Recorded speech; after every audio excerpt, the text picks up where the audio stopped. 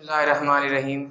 10th class आज हम अपना 14th चैप्टर स्टार्ट करते हैं जो कि है रिप्रोडक्शन। रिप्रोडक्शन का जो वर्ड है ये आपने पहले समझना है कि रिप्रोडक्शन होती क्या है। री का मतलब होता है अगेन, इसका एक मतलब बैक भी है, मगर यहाँ पे इसका मतलब ये नहीं कि अगेन है। और प्रोडक्शन मीन के प्रोड्यूस करना। रिप्रोडक्शन एक ऐसी कैरेक्टरिस्टिक है लिविंग ऑर्गेनिजम्स की जिसमें वो अपने जैसे जानदार पैदा करते हैं। इसको यानी कि उर्दू में आप नस्ल कशी का नाम देते हैं या अमले तौलीद कहते हैं। यानी कि जो रिप्रोडक्शन का अमल है इसको अमले तौलीद कहते हैं। नई औलाद पैदा करना, अपने जैसे ऑर्गेनिज्म पैदा करना, उसको आप रिप्रोडक्शन का नाम देते हैं। रिप्रोडक्शन यानी कि production of new individual of same species आप पहले पढ़ चुके हैं। एक ही किस्म के जो जानदार जो एक जगह पे रह रहे होते हैं और आपस में इंटरेक्ट करते होते हैं। याद रखना है it is the fundamental character of the organisms. बेटा जब लाइफ की डेफिनेशन की जाती है या लिविंग ऑर्गेनिज्म की डेफिनेशन की जाती है तो लाइफ एक सेट ऑफ कैरेक्टरिस्टिक्स है, यानी कि खसूसियात का एक सेट है। अगर किसी भी चीज़ में वो खसूसियात हैं तो उसे आप लिविंग कहते हैं या उसको कहते हैं कि इसमें ज़िंदगी है। वरना कोई चीज़ जो है वो अगर उसमें वो कैरेक्टरिस्टिक सारी नहीं है तो वो बेजान होगी। मसलन जो लिविंग ऑर्गेनिज़म है वो खुराक खाते भी हैं, चाहे वो किसी तरीके से हासिल करें, बनाएं या खाएं। उनका यानी कि फूड की प्रोडक्शन या ऑब्टेनिंग का जो है मैकेनिज्म उनमें मौजूद होता है। वो अपने इन्वायरमेंट के स्टिमुलाई को कोई ना कोई रिस्पॉन्स देते हैं। इन्वायरमेंट में कोई तब्दीली आए तो उस हवाले से उनमें कोई ना कोई तब्दीली आती है, वो रिप्रोडक्शन करते हैं, वो मूव करते हैं। उनके अंदर लचक होती है, यानी इलास्टिक नेचर है, यानी कि वक्त के साथ साथ उनमें तब्दीलियाँ आती रहती हैं। बिल्कुल नॉन इलास्टिक नहीं है, यानी कि क्रिस्टलाइन नेचर नहीं होती। और वो ग्रो करते हैं, रिप्रोड्यूस भी करते हैं। तो रिप्रोडक्शन उनकी एक कैरेक्टर है।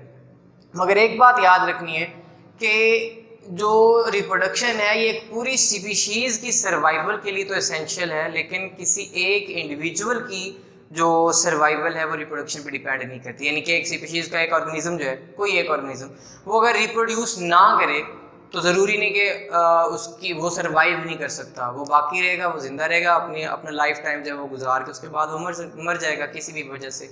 मगर स्पीशीज़ अगर पूरी की पूरी स्पीशीज़ के जो ऑर्गेनिजम्स हैं वो रिप्रोड्यूस करना छोड़ दें तो स्पीशीज़ नापैद हो जाएगी, एक्सटिंक्ट हो जाएगी। मसलन अगर कोई भी स्पीशीज़ है उसमें हम कहते हैं कि 1000 इंडिविजुअल हैं टोटल, और वो 1000 जो हैं रिप्रोडक्शन छोड़ देते हैं, रिप्रोडक्शन करना बिल्कुल उनका यानी कि कट जाता है वो सिस्टम जो है, यानी कि रिप्रोडक्शन वाला ख़त्म हो जाता है मुकम्मल वो निज़ाम। अब क्या होगा? अब जो एक जनरेशन उनकी है, एक टाइम आएगा कि वो ख़त्म होते जाएंगे, मरते जाएंगे और एक वक्त आएगा कि मुकम्मल तौर पे उनके जो आखिरी इंडिविजुअल थे वो भी मर जाएंगे, तो वो एक्सटिंक्ट हो जाएगी। तो रिप्रोडक्शन स्पीशीज़ के सर्वाइवल के लिए तो ज़रूरी है, लेकिन कभी भी रिप्रोडक्शन जो है वो एक इंडिविजुअल की बका के लिए ज़रूरी नहीं होती। इम्पॉर्टेंस देखें तो सबसे पहले तो यही बात है कि स्पीशीज़ की कंटिन्यूएशन के लिए, उसकी बका के लिए, उसका सिलसिला जारी रखने के लिए ज़रूरी होती है। दूसरे नंबर पे जो खसूसियात होती हैं वालिदैन से औलाद में वो मुंतकिल होती हैं थ्रू रिप्रोडक्शन। यानी रिप्रोड्यूस जब करते हैं तो वालिदैन अपनी खसूसियात जो हैं वो औलाद में मुंतकिल कर देते हैं। एक बात याद रखनी है जी, only best and fittest organism of a species reach the reproductive age. Reproductive age हर ऑर्गेनिज्म, हर स्पीशीज में मुख्तलिफ होती है। बलूगत की उम्र एक अलग होती है, जब वो रिप्रोड्यूस कर सकते हैं, उससे पहले नहीं कर सकते। तो वो रिप्रोडक्शन की एज पे कोई भी ऑर्गेनिज्म जो पहुंचेगा वो फिटेस्ट होगा और बेस्ट, यानी कि उसमें कैरेक्टरिस्टिक्स मौजूद होंगी ताकि अगली नस्ल में बेहतरीन खसूसियात जो है मुंतकिल हो जाएं।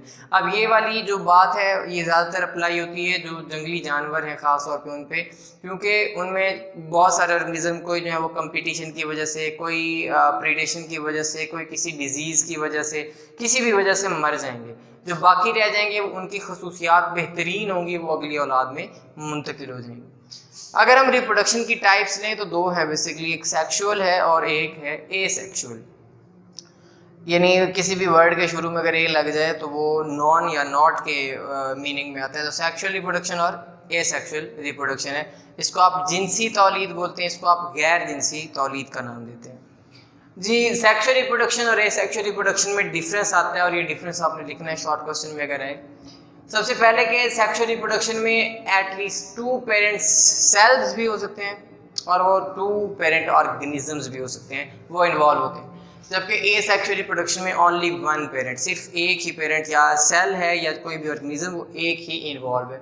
इसमें गैमीट्स बनते हैं। Gametes are the reproductive cells, egg और जो स्पर्म है ये रिप्रोडक्टिव सेल्स होते हैं, ये इन्वॉल्व होते हैं। जबकि नो गैमीट्स प्रोड्यूस में कोई गैमीट्स नहीं बनते हैं। गैमीट जो है फ्यूज होके इसमें जाइगोट बनाते हैं। ये गैमीट्स हैप्लॉइड होते हैं और ये मिलके एक डिप्लॉइड सेल जिसको जाइगोट बनाते हैं, जिसको फर्टिलाइज्ड एग भी कहा जाता है। देन नो जाइगोट, इसमें कोई जाइगोट, जब जाहिर सी बात है गैमीट्स नहीं बने हैं तो जाइगोट भी नहीं बनेगा। Offspring is not identical to parents. यहाँ पे मैं एक वर्ड बता दूं आपको, सिमिलर और आइडेंटिकल में फ़र्क है। सिमिलर एक जैसा, बट आइडेंटिकल हू बहू एक जैसा, कोई भी खसूसियत डिफरेंट नहीं है। तो सेक्सुअल रिप्रोडक्शन में मिसाल के तौर पे जैसे इंसान है, वालिदैन से जो औलाद बनती है कभी भी वो आपको हू बहू हर लिहाज से एक जैसी नज़र नहीं आएगी। सिमिलर हो सकती है, काफ़ी हद तक एक जैसी हो सकती है, बट नॉट आइडेंटिकल। और उसके बाद है offspring is identical to parents. Asexual reproduction में हू बहू एक जैसी औलाद पैदा होती है और ये मियोसिस के ज़रिए से जो है ये सेक्सुअल रिप्रोडक्शन का अमल होता है। पहले माइटोसिस होती है फिर मियोसिस होती है, जबकि यूजुअली ये तो माइटोसिस के ज़रिए से हो रहा होता है अमल, लेकिन कुछ ऑर्गेनिजम्स में ये सिंपल डिवीजन होती है, यानी प्रोकैरियोट्स में सिंपली डिवीजन, इनमें कोई माइटोसिस का अमल नहीं है। माइटोसिस उनमें नहीं होती क्योंकि उनमें न्यूक्लियस ही नहीं है, ना ही उनमें स्पिंडल फाइबर बनते हैं। इस वजह से उनमें सिंपल डिवीजन का अमल होता है, जस्ट वो इनके डिवाइड कर जाते हैं। और रिप्रोडक्शन जो प्लांट्स में पोलिनेशन के ज़रिए से होती है, पोलिनेशन आपने तीसरी चौथी जमात से पढ़ा हुआ है। पोलिनेशन होता है कि एंथर से, फूल के एंथर से स्टिग्मा पे पोलन ग्रेन्स की मुंतकली होती है। पोलन ग्रेन्स में स्पर्म्स होते हैं और जो आगे ओवरी है और उसमें आगे ओव्यूल है, वहाँ पे पड़े होते हैं, यानी कि जो न्यूक्लियस वगैरह मौजूद है वहाँ पे बेसिकली वहाँ पे मौजूद होता है एग सेल भी होते हैं और दूसरे भी जो सेल हैं उनके साथ फ्यूज होकर फ्यूजन न्यूक्लियस बनाना होता है उन्होंने, वहाँ पे यानी कि रिप्रोडक्शन मुकम्मल होती है। एग भी वहाँ पे जाइगोट भी बनते हैं और उसके बाद वहाँ पे एक एंडोस्पर्मिक न्यूक्लियस भी बनता है। ये हमने इसी चैप्टर में डिटेल से पढ़ना है। और ये कटिंग और ग्राफ्टिंग का जो अमल है, यानी कि कलमकारी है या पैबंदकारी है, ये सिंपली एसेक्सुअल रिप्रोडक्शन है। ये भी आपने नेक्स्ट प्लांट्स में ही पढ़ना है। तो ये हमारे पास मुख्तलिफ इसकी टाइप्स थी और एग्जाम्पल्स थी। अब एसेक्सुअल रिप्रोडक्शन को अगर आप डिस्कस करते हैं तो सबसे पहली जो इसकी टाइप है वो है हमारे पास, जो इसका पहला मेथड है वो है बाइनरी फिशन। वर्ड को समझने यहाँ से, बाइनरी मीन होता है टू, जैसे कि आपने बाइनरी सिस्टम पढ़ा हुआ है मैथ में, वो 0 और 1 वाला। टू और फिशन मीन होता है ब्रेक डाउन, यानी किसी भी ऑर्गेनिज्म का दो टुकड़ों में, दो हैल्स में तकसीम हो जाना, उसको आप नाम देते हैं बाइनरी फिशन का। यानी ऐसी डिवीजन जिसमें पेरेंट सेल दो डॉटर सेल बनाता है, बाइनरी फिशन कहलाता है। एमसीक्यूज याद रखना है, सिंपलेस्ट और मोस्ट कॉमन मेथड जो एसेक्सुअल रिप्रोडक्शन का है वो हमारे पास बाइनरी फिशन है जी। उसके बाद आता है जी अक्रेंस, किन ऑर्गेनिजम्स में ये अमल होता है। ये प्रोकैरियोट्स में होता है, सारे के सारे प्रोकैरियोट्स में, यूनिसेलुलर यूकैरियोट्स में। जो यूकैरियोट्स हैं जो यूनिसेलुलर हैं, यानी प्रोटोजोआ जैसे हो सकते हैं वो वाले, एंड सम इनवर्टिब्रेट्स, और कुछ इनवर्टिब्रेट्स में भी ये अमल होता है। अब यहाँ पे एग्जांपल हम लेते हैं बैक्टीरिया और अमीबा की। बैक्टीरिया जो है बेटा ये प्रोकैरियोट्स हैं, इनका अमल देखना है आपने कि किस किस तरह से हो रहा है, स्टेप्स देख सकते हैं।